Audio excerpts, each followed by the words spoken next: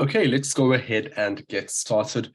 Again, good afternoon and welcome to today's educational webinar on covered calls. My name is Prakash Vijayanath. I'm a senior analyst here at OptionsPlay, and today I am going to be going over my thoughts on covered calls and how to best implement this strategy. This is a very powerful income generating strategy, and in my opinion, it also provides you with the best of both worlds, maximizing your longer term portfolio holdings while also being able to generate additional yield. So very excited to get going with this topic.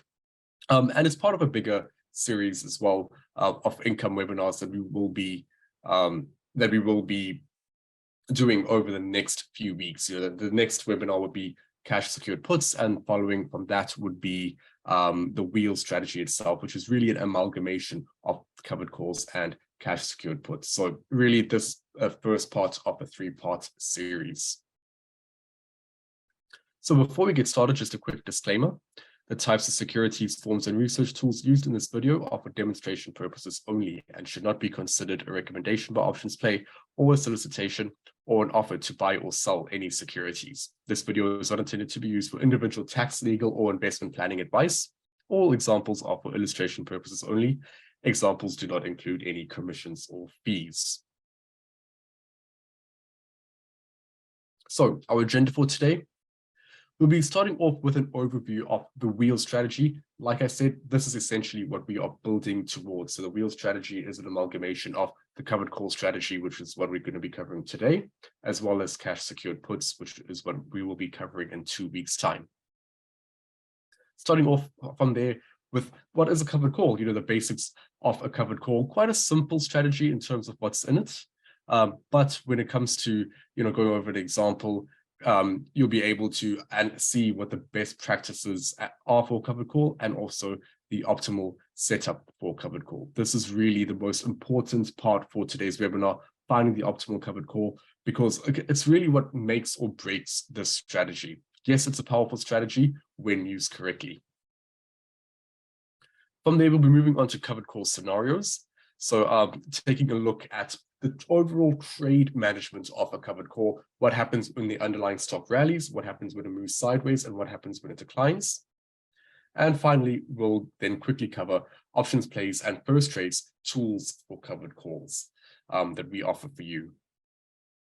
So the main question that I want to help you answer today is, how can I generate a consistent additional yield on a portfolio using options? So that's why I say the covered call is a very powerful strategy, because it allows you to generate a consistent stream of income in addition to your portfolio holdings, in addition to dividends, and in addition to capital appreciation of your actual stock holdings. So when it comes to the covered call, there are prerequisites to it, such as actually owning the underlying stock. But you can almost think of it as, an additional income stream, similar to what dividends are. When you own the stock, you get dividends. And when you own the stock, you can also start selling covered calls as long as you own enough shares. So before we get onto that, let's take a step back and let's take a look at our overall plan over the next few weeks. And that is really the wheel strategy. So the wheel strategy is a very powerful income generating strategy, as well as a stock acquisition strategy. So this is a strategy that helps you generate a continuous stream of income. It helps you purchase stock at a discount.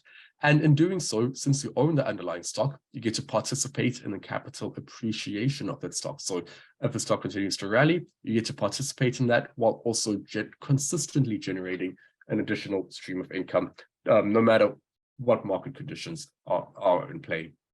So on the right-hand side, we have this diagram of essentially the entire wheel strategy. And the parts in the green are the two main components of the strategy. On the top, we have the cash secured put section, which is something that we will be covering in 2 weeks' time. But basically, a cash secured put that allows you to get assigned to actually buy the underlying stock. That's how this part is the top part is a stock acquisition strategy. So that helps you acquire the stock at a discount while generating a continuous stream of income. Now, once you actually own the stock, from there you can start selling covered calls. So by selling a call option on that stock, so using that as collateral, you collect a premium. And that is the continuous income stream, because this is essentially a rinse and repeat strategy. There are two outcomes to this. So the first outcome is that the call option expires worthless. So the underlying stock does not reach the strike price of the call option that you sold, and you get to keep that full premium and simply sell another covered call, hence the rinse and repeat characteristic of this strategy. Now, the second option, or the second outcome that can happen is that you get assigned. So that underlying stock actually does rally to the strike price of the call option that you sold. And in this case, because it's a call and you're obligated to sell the stock at the strike price, if you get assigned, you will have to sell the stock. And many people view this as a negative outcome. I tend to view this more as a positive outcome, depending on the circumstances, because when you play, how do I put it?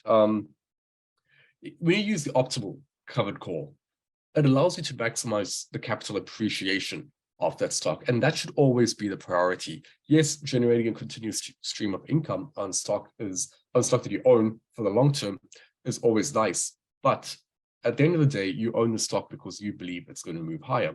Now, using the covered call strategy, it allows you to actually sell that stock. And when used correctly, it allows you to sell it after a very strong rally, really maximizing the rally. So don't view the assignments process as a negative outcome. In many cases, it's actually a positive outcome where you get to sell after a lot of momentum in the stock and move on to the next opportunity. So going back to basics, over here we have a T chart of our 4 basic strategies. We have the top section are the bullish strategies with long calls and short puts. The bottom section are the bearish strategies with short calls and long puts. Now, the covered call is really a one-legged strategy when you're looking at it from an options perspective, because all you do is you sell a call option, but it has to be on stock that you already own. So it is technically a multi-leg strategy, but for an options perspective, it is only one option that's involved, and that is selling a call option. So once you short a call option, you receive a premium, but you're obligated to sell the underlying shares if you get assigned. Remember, you are the passenger in the strategy, you are not the driver. So you don't control whether you get assigned or not. You can close out your position before you get assigned, but if you get assigned, you will have to sell those underlying shares at that strike price. Now, this is technically a bearish strategy, because when you sell a naked call option, you want the price of the underlying to move lower so you don't get assigned. And so that the value of the call option reduces, so you can buy to close for a price that is lower than you sold to open it for, or just simply expires worthless and you keep your full premium. However, the covered call strategy is actually a bullish strategy, because you're still long 100 shares of the underlying, and because of that, you want the shares to move higher, and you should always prioritize the capital appreciation, because the capital appreciation will always make more than the income received. The income received is more of a cherry on top of the cake. It's just an additional yield. That's how you want to view it. You don't want to sacrifice your long stock holding for the sake of simply receiving small income. Always prioritize capital appreciation. That is the number one mistake I see people make when using the covered call strategy. So what is a covered call? I'm pretty sure, the last few minutes I mentioned quite a bit of what it was already, but a covered call does require one prerequisite, and that is to own 100 shares of an optionable stock or an ETF. So you have to own at least 100 shares of a stock or an ETF that you want to sell a covered call on. From there, you sell a call option, and you use that stock or the ETF as collateral, and therefore you receive a premium in doing so. Now, this creates an obligation to sell the stock or the ETF at a specific price or the strike price. As you can see on the P&L, the P&L diagram on the right-hand side, this is a bullish strategy. So the further right the underlying moves, the more this becomes profitable up to a certain point. And that certain point is the strike price. So you still have bullish exposure on the underlying shares for the covered call strategy. up until the strike price, but you don't have any exposure above the strike price. So if you sold a call option with a strike price of 110, and let's say the current price was at 100, it managed to rally all the way to 115, you only make a profit on 110 because you're selling your shares at 110, even though that current price is 115. So that is a downside of a covered call. But it's still a positive outcome. At the end of the day, chances are you bought this, below 110, and therefore you have still made a profit on the stock leg of the strategy. In addition, you still receive that premium. Now, when it comes to the loss potential, yes, it's quite substantial, as the diagram says. The only reason being is that you're long 100 shares. Now, those shares could theoretically move to zero, and that is why there is significant loss potential. But if the underlying moves sideways or even lower, your exposure is only the stock side of the trade. It's not the call option side of the trade, because the call option will reduce in value, which is working in favor of the call option, because you are short the call, and therefore you want it to reduce in value and depreciate, so you can buy to close at a later date for less than you opened it for, than you sold to open it for, or it simply expires worthless. But it doesn't make you immune to the loss potential of the underlying shares.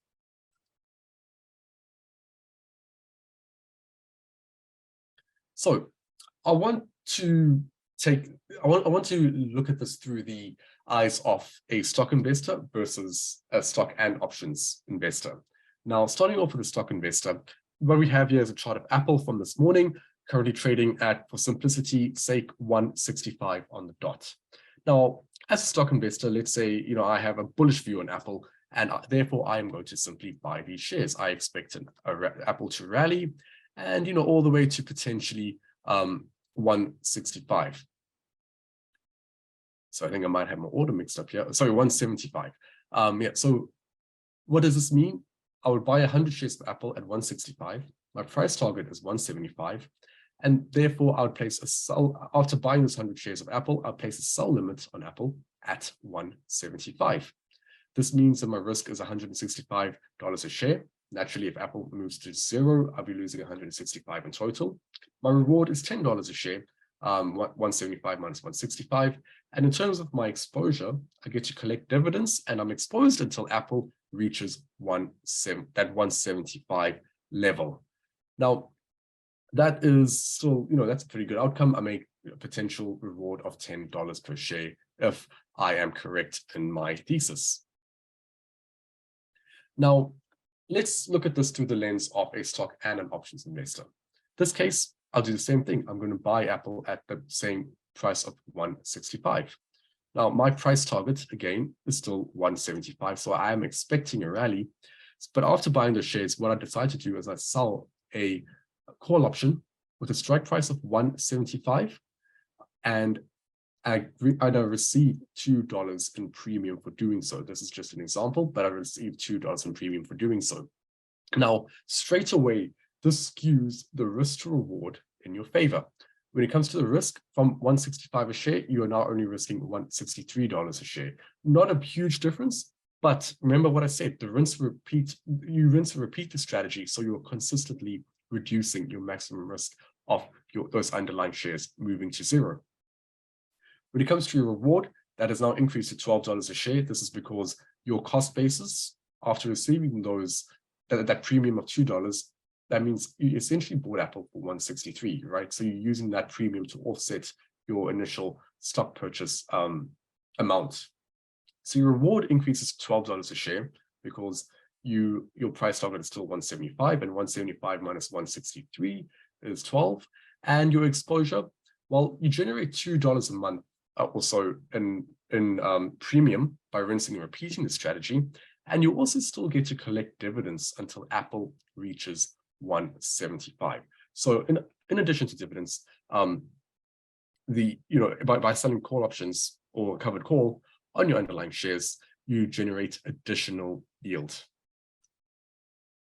Now, when it comes to finding the optimal covered call, and this is the most important part of today's webinar, this is where, like I said, it can really make or break the strategy. So we're going to keep consistent with Apple and using the same example of Apple trading at, let's say, 165. And when it comes to finding the optimal covered call, there's two variables that you have to think about: the expiration date, how far out should the expiration be, and the strike price. What strike price are you willing to sell your shares at?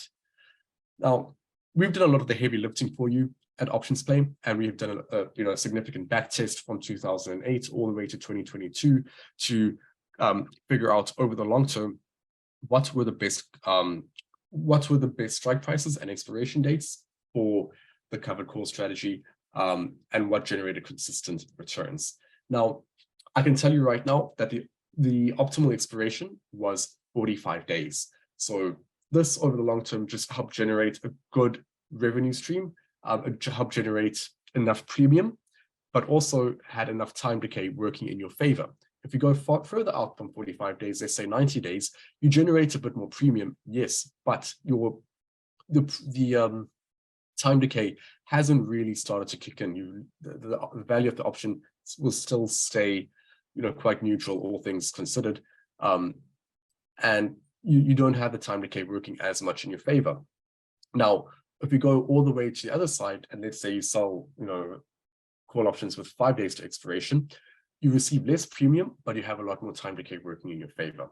And that's not that may seem quite tempting, but eventually when you do get assigned, you'll find that you haven't generated enough premium to offset that risk of getting assigned. Whereas if you stick to 45 days, not only does it give you more time to potentially close out the position before getting assigned, but you generate that bit more premium.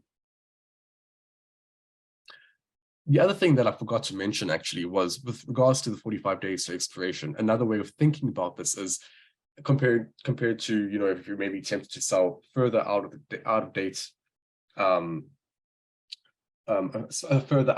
call option, let's say, for example, 90 days, you'll actually receive more premium by selling 2 45-day call options, 45 days and then let that expire and then selling another 45-day, as opposed to selling one 90-day. So you are trading a little bit more frequently, but you receive more premium, and that is due to theta acceleration that only kicks in closer to the expiration of the option.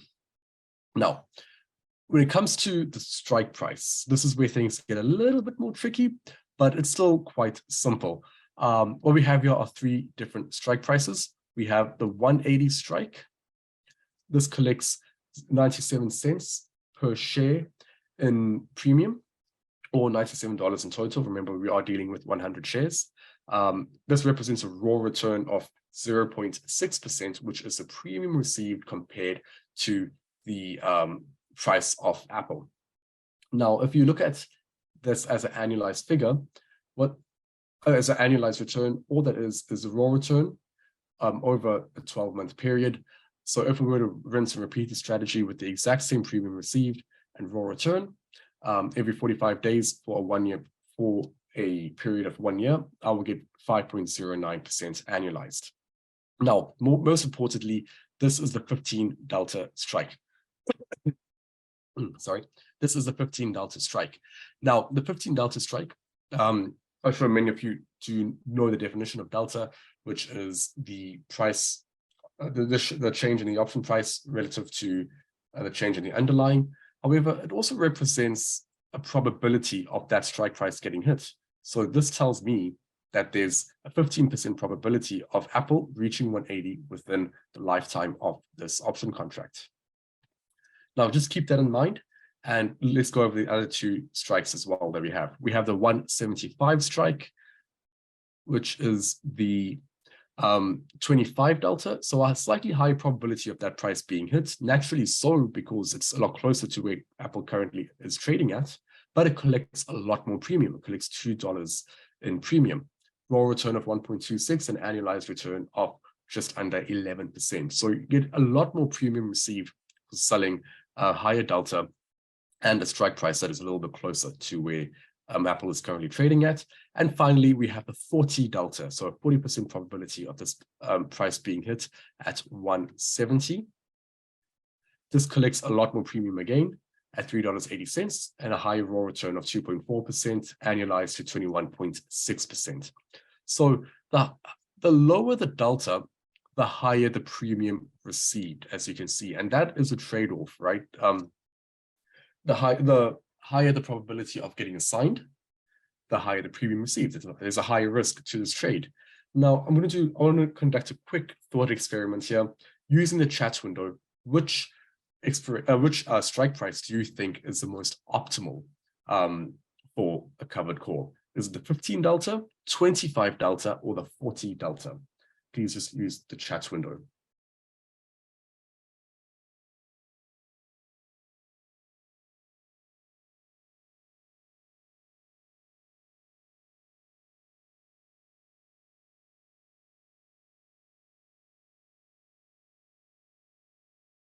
So I realized that the chat window was disabled. I've just enabled it now. So the 15 delta, 25 delta, or 40 delta. Yeah, I see a few 15 deltas, 25 deltas.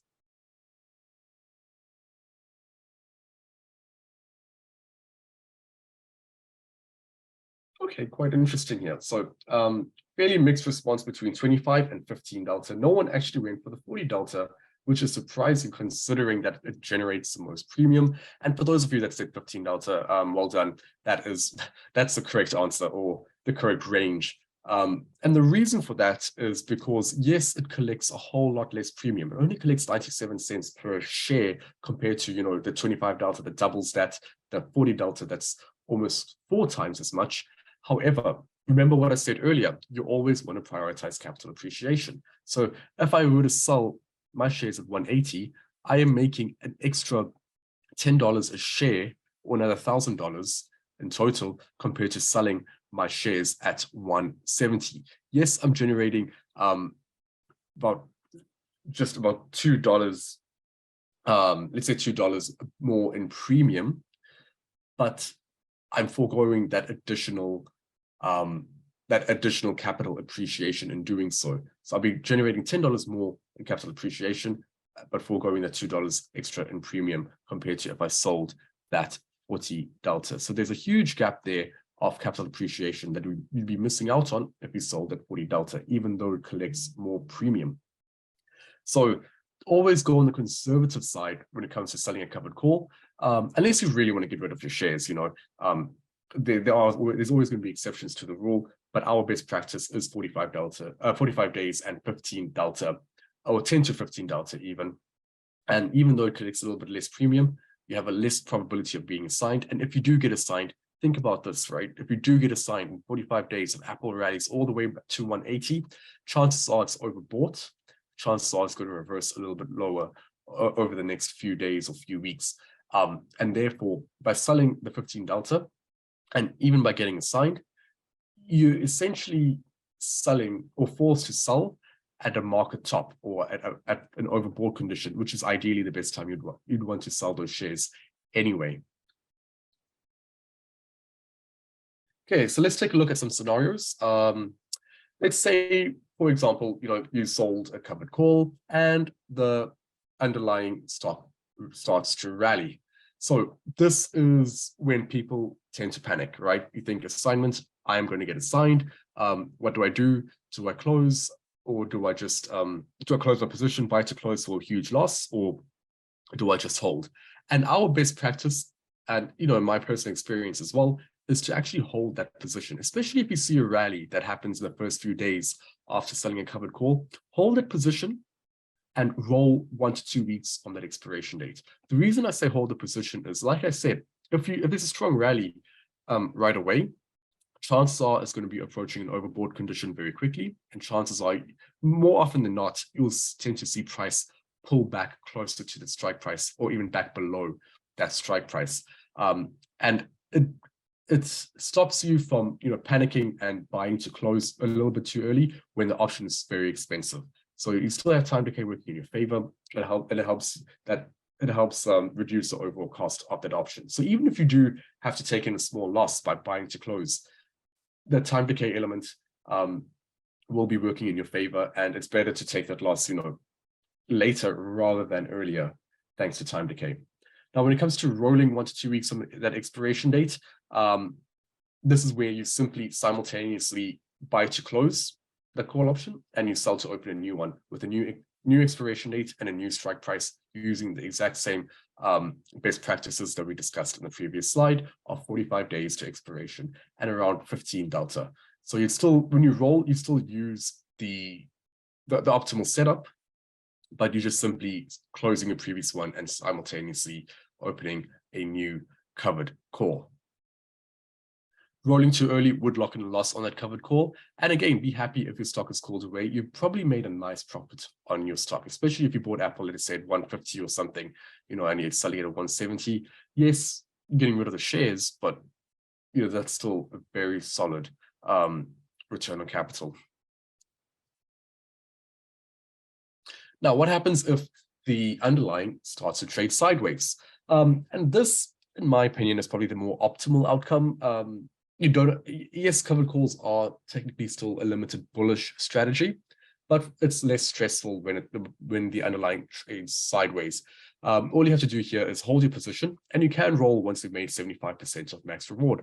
So if I sold a call option for $1 per share, or 100 in total, and let's say markets have been neutral, Apple hasn't really moved much, and that time decay has eroded the option value all the way down to 25 cents from $1. From there, I can think about rolling. So I'd buy to close for 25 cents and I'd sell to open again another call option with the 45-day rule, with the 15 delta rule, and generate more premium. The reason you do that is because even though there's accelerated time decay, but that extra 25 cents, you'll have to wait all the way up until expiration to really realize that profit. Whereas if you roll that, yes, you are foregoing that 25 cents, but it helps you quickly generate even more premium by selling a new call option with more theta. Now, no harm in holding calls till expiration as well. So if you aren't comfortable with rolling the option right away, or let's say there's an earnings announcement and you don't really want to have you don't want to have short call exposure during that, there's no harm in holding calls to expiration because you still get to keep that full premium. And again, remember to sell another covered call the following Monday after option expiration Friday. Now, let's say, for example, the stock declines, and many people view this as a positive outcome because they won't get assigned, but I don't really view it as a positive outcome. Again, it comes down to the fact that you have to prioritize capital appreciation. You're buying shares, or you're buying the stock so it actually appreciates in value. And the fact that it declines, it's good for the call option, as in you won't get assigned, but your overall position will still be in the red even after the premium received. But the premium received does help soften the blow.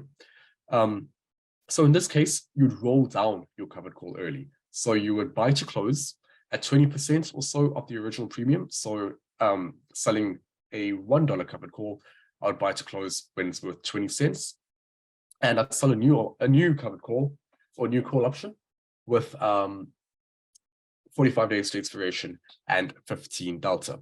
The reason you do that is because if the stock does decline, your covered call or your call option will reduce in value quite quickly. And you don't want to wait all the way until expiration for the remaining 20 cents worth of premium. Instead, you want to lock in that profit and help generate even more premium. Now, do not let these go to expiration. Like I said, lock in the gain and collect more premium.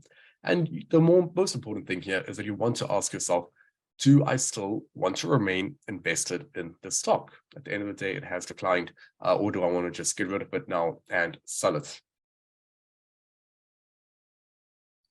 Okay, so OptionsPlay, in partnership with First Trade, have developed a covered call report for all First Trade members to use. And this covered call report scans all the S&P 500 stocks as well as very liquid ETFs. This is updated hourly, and it helps you find optimal opportunities with the highest yield. It uses our best practices as well. So just to actually show that to you here, what I have here is the covered call report. All you have to do is click on research and tools, click on options, and it'll take you to this page and click on the covered call report. So what you can see here is a list of a whole bunch of different symbols. This is sorted by the raw return, but you can choose other ways. Oh no, actually, maybe not on this one, but you can play around with that as well. So with the covered call report, again, it is based on our best practices. You have the expiration date, the strike price. You have the mid price, which is the price between the bid and the ask. It's the most competitive price that we recommend. You have the IB rank, which gives an indication as to how high the implied volatility is. It's not a make or break variable, but it's always good to know when you're selling an option, how much bang for your buck that you're getting. Implied volatility plays a huge part in the options pricing formula. And when implied volatility is high, we tend to see option prices are high as well. So implied IB rank just gives a number between 0 and 100, and it compares the current implied volatility over the last year. So, a higher IB rank would mean that that stock compared to itself has a lot more implied volatility throughout compared to the last 1 year or so. Now we have the earnings date and the earnings flag. Earnings flag is simply a yes/no variable. That will be either yes if there is an earnings date within the lifetime of the contract, or no if there is no earnings date within that lifetime. Days to expiration, raw return, annualized return, as discussed before. And my favorite column, distance to strike. So distance to strike tells us how much that underlying stock needs to rally to reach that strike price. The other thing that you can also do here is click on the trade button, and this will automatically populate a ticket here, an order entry form for you. So with that, that is what I have for you today. And I'd like to open the floor to some questions. I do have a couple of minutes to answer some questions, but please use the Q&A window for that.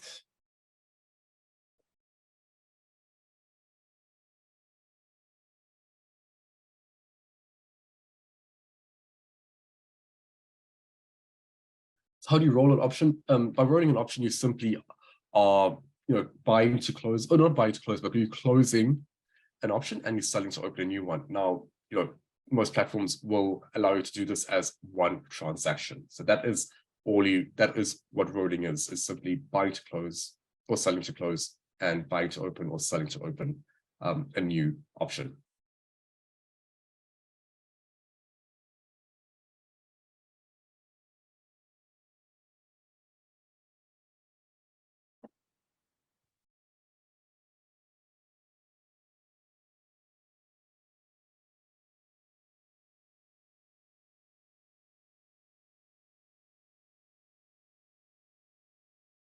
If there are no more additional questions, with that, thank you so much, everyone. And I will see you next week for a Tuesday market outlook. I hope you all have a great trading week and a good Friday.